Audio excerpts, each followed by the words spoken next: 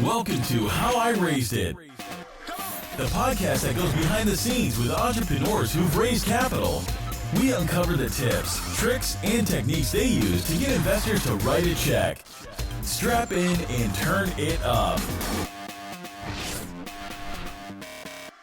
Hi, welcome to another episode of How I Raised It, produced by foundersuite.com. Today I have Felix Rodriguez of backoffice.co coming to us from beautiful West Palm Beach, Florida. How's your day going, Felix? It's going great. Thank you for having me on the show, Nathan.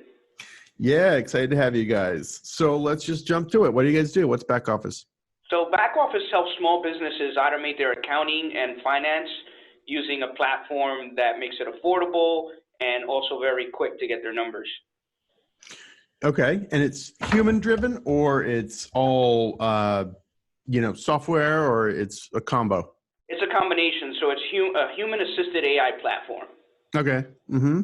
So give us an example of how it works. I'm a small business. Are we talking, the laundromat and nail salon, or more startups, or what? The interesting thing about what we do is accounting is a universal problem. So the types of customers that we deal with today could be anywhere from a startup to a business that's doing several millions of dollars a year in revenue.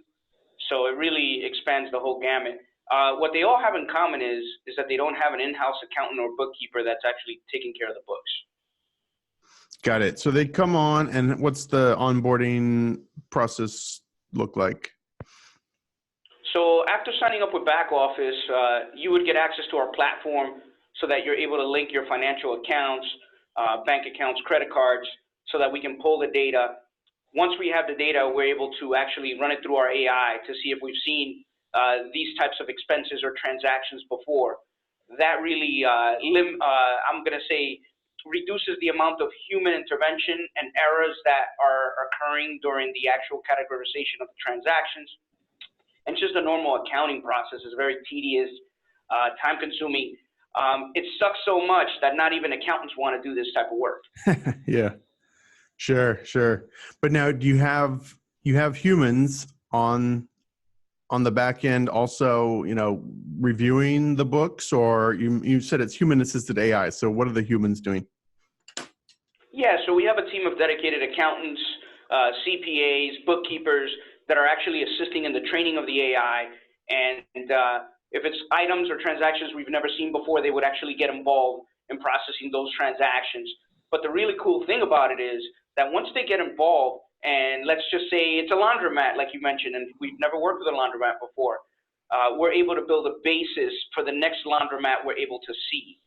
And the neat thing about it is that the AI, we're currently processing, I'm going to say through our system, there's about $700 million in transactions that are going through our system. So these $700 million in transactions have been actually classified and looked at by a team of accountants and bookkeepers that actually do this on a daily basis. Okay, interesting.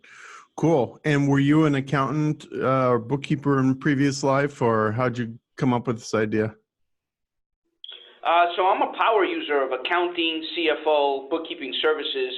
This is about my 10th startup. We actually built and sold 3 of them, all tech-based, and grew teams from my living room to over 50, 75 employees in a really rapid amount of time. So this was a pain that I was experiencing myself. And when I was getting the feeling of starting something else again, I was telling my co-founder, I said, the one thing that we've always dealt with, that we always hated, that we were never really, quick to do, were the books. So I have a thesis. I'd like to know how many other small business owners feel the same way. Yeah, no, I've got to do my monthly and quarterly accounting, and I do most of it myself, and I put it off and dread it, and finally just spend the day doing it. Everyone hates it. So definite pain point. What, are you from Palm Beach originally, or where are you from? I'm actually from New York. I've been in Florida for about almost 5 years now. So we moved down after our last startup in New York. Interesting. Okay, cool. Let's talk about raising money. So how much have you guys raised over how many rounds? So it's a little bit over $2 million right now at this point. Mm-hmm. And that's all a seed round or what? So the first money in was my own money. And then after that, after I got some validation, a couple months later, I got some friends, family, angels involved, and we raised about another 45. And shortly after that, I brought on my co-founder, who I had success with in a prior startup. He was our customer happiness officer. His name is Edwin Mejia. And I said to him, hey, you want to work together again? And he was like, sure. He's like, what do I have to do? I said, well, you got to do some sales. And he said, well, you know, sales is okay. I don't love it, but together we've had success. And I said, no, I think you'll actually be great at this because the 50 or so customers that I've signed up, it was more of a consulting experience. I wasn't really selling them anything. And he said, interesting. I was more like, it's kind of like at the crossroads of IT and accounting. So we find ourselves dealing more with technology and not just accounting. So it's making sense of all these separate systems that go into accounting, whether it's a POS, whether it's Chargeify, whether it's Stripe, an API, QuickBooks, Xero. What's your tech stack? Getting that tech stack in order, and then getting that all those technologies to spit out your numbers so that you can file your taxes, raise money, see how the business is doing, or, you know, at the end of the day, the reasons you're doing it, maybe you want to get a loan, maybe you want to sell the business. You need a really good understanding of those numbers. So we consider ourselves more of a technology-first firm. Accounting is really secondary to what we do. Yeah, that's interesting. This is a bit of a tangent, but like you've got all this data of interesting data flowing through your system of transactions and revenues for all these businesses. I mean, can you monetize that, or is it just a SaaS business? And I'm thinking like Stripe, interestingly enough, we use Stripe for our payments at Founder Suite, and I'm starting to get little notifications pop up saying, you know, you can get a loan based on your transaction history. You can get a loan. So they're not just a payment processor, they're also getting into lending. I guess, where do you see this going for you guys? Yeah, so accounting, bookkeeping is really the beachhead. The reason we picked the name back office is because it's really general. It's really at the core of what a business needs to do. But in the future, either through partnerships or through our own internal software, we will be able to offer loans, credit cards, payroll processing, invoicing, you know, just all these different pieces that make up those transactions. So our goal, our mission is to monetize all the transactions running through our system. Another total tangent, but what's the deal with Brex? They're like 2 years old and they're worth $2 billion. And this, if you're not familiar with Brex, it's a credit card for startups. And I guess they also do expense tracking and things like that. Why is that thing so highly valued? Is it kind of in this same category? Yeah, so I'm quite familiar with them. It's an interesting opportunity. I think that what we're seeing is they figured out a way to monetize the data that they have. And lending and credit cards for small businesses has been really challenging for banks to be able to make those quick decisions. So I think lending in general, when you look at Cabbage, you look at OnDeck, you look at Brex, it's been a challenge. So I think the goal is to get data on SMBs and then to be able to predict which of these SMBs are the best credit-worthy customers. Yeah, sure. It total makes sense. All right, let's go back to fundraising. So you raised $145K or so in friends and family. And then what? What was after that? So during the summer of last year, we started applying to 500 startups, and late September, we got into the program. So we became, part of batch 24, and we actually moved out. Me and my two co-founders, Glennis and Edwin, moved down to SF. So we lived there for about 6 months while we went through the program, and just a great experience overall. I mean, I highly recommend it. If you're lucky enough to get in, I mean, we were one of 20 out of about approximately 2,000 startups from around the world that applied. Really? They're getting 2,000 applications for 20 acceptances. That's surprisingly high or low acceptance rate. That's amazing. Congrats to you. So what were your impressions of being in San Francisco for 6 months? What did you gain from that? The energy and being around other startup founders is an experience. It's an ultra unique experience. I think if you're into startups and you like startups and building companies, it's hard to skip that step because you're like almost learning to live again, learning to be born again. You're being born for the first time. But why did you not stay here afterwards? Because a lot of startups do, right? Like it's kind of a feeder. You know, these accelerators are the gateway to get into San Francisco, Silicon Valley, and a lot of them stay and try and scale here. Why'd you go back to Florida? So we still maintain a small presence in SF, but most of the team that we're building out is in West Palm. We've actually noticed that people want to live here. This is a state that's gaining more people every day. And from a quality of life perspective, it's really interesting. For us, SF is very strategic, and we may be running special aspects of our operations down there, but for the, I'm going to say the more people-intensive type of things we need to do, we'll run them out of West Palm. What do you keep in SF then? Like a sales team or a fundraising team or what? Biz dev, I'm going to say also head of growth, I'm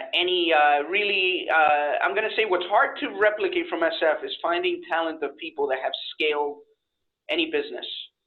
So folks who are experts at scaling. Sure. Okay. All right. Let's keep focus on fundraising a bit. So you get into 500 startups and then, talk about raising the rest of the money. Did you start from day one? Were you networking on the streets here in San Francisco? How'd you raise the $2 million total? So as part of batch 24, we received an investment of $150K from 500 startups. Believe it or not, we didn't really deploy much of that capital. We had about maybe 3 or 4 months to deploy it, and most of the expenses that we incurred were actually living in SF. Mm-hmm. So we really figured out organic ways of growing. We figured out how to get customers to come to us through partnerships and channels, and we did a little outbound. And what we realized was that this was a bigger problem than we really thought it would be, right? So for us, the story came together with the rapid growth. When we got into 500 startups, we had about 50 customers. By the time the program was over, 3.5, 4 months later, we had well over 200 customers. Mm-hmm. And we had, just amazing growth, and the growth really helped paint the story. So fundraising for us, I would have to say, was very untraditional. And I don't want to use the word easy, because I think we did things that when you have experience doing startups, you do those things, right? You become good at those things. So one of the things that we knew that we needed from the start was a process. How do we run a process? What are the tools that enable you to run a process, right? Because what our mentors at 500 did and what the program provided was an amazing network. Instead of going out and randomly meeting VCs, we had VCs coming into the office to meet us, right? And that's a strategic advantage, right? Instead of cold calling, we were getting introduced, and that's really helpful. And the program was centered around what is the one metric that mattered. And for us, that was month-over-month growth, growing our MRR. So we really listened to our mentors, and they said, hey, forget about fundraising. You'll do that the last month of the program before demo day. For now, we really got to figure out what your target customer is. How do you get that customer? And how do you get lots of customers to pay you in an exchange of what you provide, the value that you provide, to the point where they're willing to part with their hard-earned money? Yeah, makes sense. Is that how the program is kind of set up? Like the first 3 or 4 months are just focused on growth. Last month is focused on fundraising, which would make sense. Is that kind of the structure?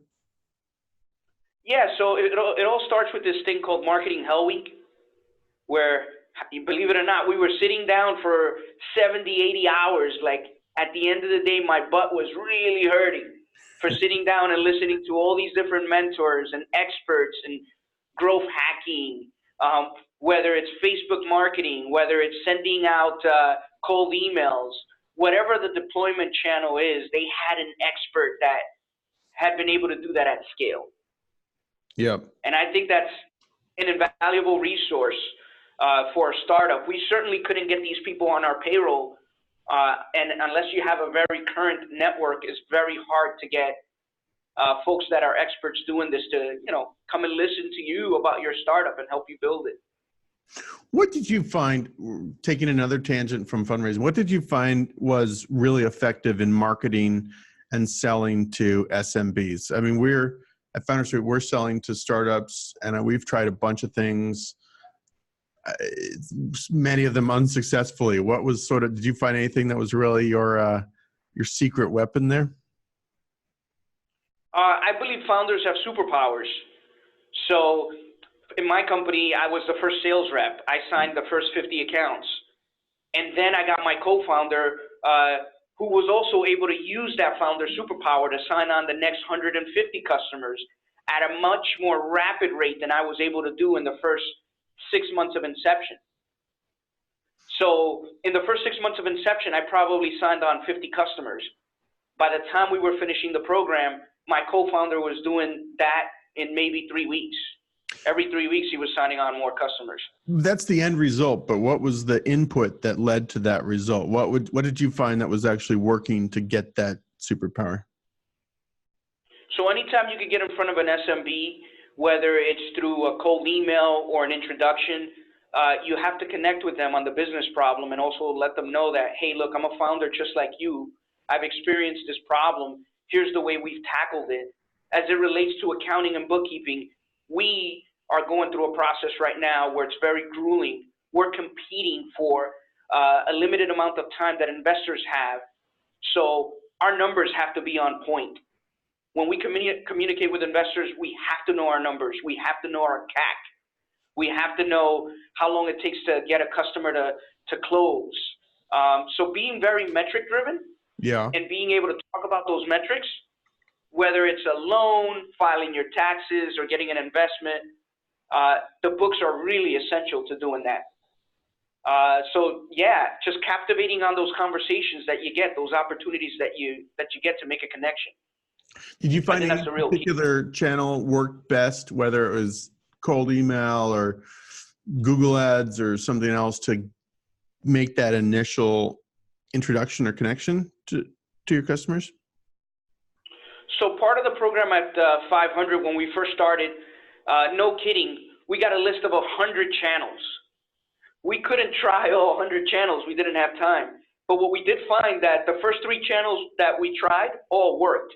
And then we were inundated with the amount of requests from customers. What were those first 3 channels? So direct partnerships, like talking to other accounting firms. I'm going to say LinkedIn worked really well.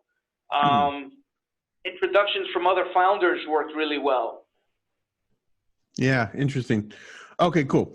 Back to fundraising, jumping around here. So talk about raising the actual money. Who was the lead investor on the round, and how did you get connected with them? How many investors did you talk to? What did you do right? What did you do wrong? Big question. Yeah, no, absolutely. So our lead investor is Active Capital and is led by Pat Matthews out of San Antonio. And the interesting thing about Pat is that he is a founder just like us. He was a founder of a successful company called Webmail that he sold to Rackspace. which is a multi-billion-dollar hosting conglomerate out of San Antonio. Yeah. So not only did he build his company, but he sold it into a large enterprise and became part of that fabric, helped them grow that. And then after that, his career, he was able to get his, I'm going to say the owners of Rackspace, the founders, to back him on his next venture, which is now Active Capital.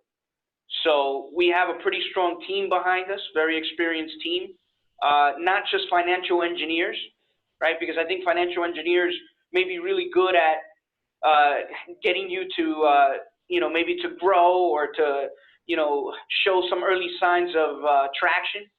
But I think long term, when you want to build a business, there's a lot of things that you have to think about. Okay. So how did you talk more about fundraising? How did you get in touch with Active Capital? Did you build a list? How many investors?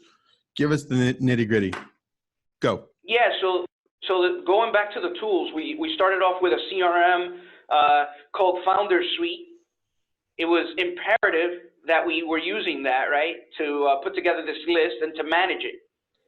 I started off with a list of about maybe 300 investors, and the focus was on finding investors that invested during, I'm going to say, the time that we were looking for capital, right, that they had done some deals, that they were active making deals, meaning that they had dry powder, money to deploy. Yep. Right? Also that they invested in our sector, right? That's really important. SaaS, FinTech, B2B, really important. After that, it was, do they invest in our stage, right? Do they write checks in our stage? And what amount of traction do they need to see to make an investment? So what we did was we put together a list. We divvied it up between New York, which is where I'm from, California, which is where we were at for the last 6 months, and then all over the world, rest of the world. So Pat actually came from the rest of the world bucket. And what we simply did was we figured out connection points to the firms that we wanted to talk to, the ones that were the ones doing deals and had capital, and either through introductions or simply sending them something as simple. This was the key for us, sending them something as simple as an invitation to our demo day for 500. So we weren't per se soliciting money. We never asked for money. We just basically put together a really well-crafted email that stated, hey, so we're startup founders, built and sold 3 companies. We're now working on back office, automating accounting and finance for SMBs. And here are the highlights. We're growing 40% month over month. We're on track to do, $500,000, $600,000 in revenue this year. And I think most importantly, we are a brand new startup. We just launched this in January of 2018. So I think those things really help paint a solid picture of where we were at, and the fact that we were inviting them to this demo day, which was only going to be 20 companies that were going to be presenting. So that demo day had about, 600, 700 investors from all over. So just being part of that was really, really huge. For us, I have to tell you that before demo day, we pretty much had our round closed. So it was just like going to demo day, doing the demo day, and being a part of that experience, which is not easy. I got to tell you, that was one of the shocking things about this. What was the hard part? Go into more detail on that. Getting on stage with so many people. Yeah. So we practiced a lot. We worked on it a lot, but it's not just practicing, right? You're going up there in 2 minutes, giving them the story of you and your company and why they should really consider it. And when you think about it in the context of 2 minutes, it puts a tremendous amount of stress on you. Yeah, that's a lot. It's a lot to get into 2 minutes, but that's part of the fun part of it too, right? Or at least in my opinion. Yeah. Good, good, good. I like this kind of hack. This is something I've never heard before on this, using the invitation to demo day as almost a informal pitch. Do you think that email could have worked if you didn't have a demo day to invite them to? I mean, it sounds like it was a little bit of a teaser pitch email to begin with, right? Or do you think you need the attachment of the demo day invite to that? Well, we had several strategies. So one of my mentors at 500, he was like the lead mentor. He actually suggested that invitation. He's like, let's invite him to demo day. And he said, the second one is going to be a warm intro from me. How my experience was working with you the last 4 months. Talk about you and the team from a personal standpoint, how committed you were, how I saw you grow the company, how I saw the fact that you took advice well. Those things are really important because as an investor, I think entrepreneurs, we should be faulted at this, maybe a little more. When you take someone's money, you're taking them on as a partner, and you have to be considerate and understand that they want to be involved. Even if it's not as involved as you are on a day-to-day, but they want to give your input. They want to give their input. So you have to be open about taking that input and figuring out how you can apply that to what you're doing, even if it doesn't work in the end. Yeah. No, that's interesting. So you would send this invitation to demo day, then you'd have one of your mentors circle back and do the intro or kind of the supporting email. Did you do this to all 300 people on that target list, or is this more of a select group that you use this approach? Here's what was not so good about the process, right? I didn't do all 300. I maybe got to 90. Most of the responses that I got were very positive. When we got a lead investor and also other investors in SF that got a chance, that had a chance to get to know us in 6 months, were becoming part of the round, there wasn't much room left. So I found myself having tons of conversations with VCs, even though I had no room. So I know that until you close and the money's not in the bank, you haven't closed anything. But that's what I found frustrating about the process, that I still had to maintain 50 or 60 conversations with various people at different firms, and I really wasn't going to be able to take them on. And you didn't want to expand the round, do a larger round if you had that much interest? There's always the argument that if people are offering you money, you should take it. We thought about that, but we really looked at it from a standpoint of how much cash do we need to get to the next milestone, and prove, that what we have scales, it's needed in the market. And I also think it's also the quality of the partners that you want to partner up with. The interesting thing is that in my pipeline, I still have enough people to do an A and probably do a B. So I didn't really lose anything. I actually gained, I feel. But going through the process was stressful because I really didn't know who I was closing a deal with. Sure. Just on a total feature plug, we're just about to release a feature in FounderSuite where you can batch move a set of investors from one round to another. So you could carve up that 300 names, and you could take 50 of them and put them in an A round, 50 into a B round, just to kind of better organize your future rounds. So FYI, check it out in a couple of days.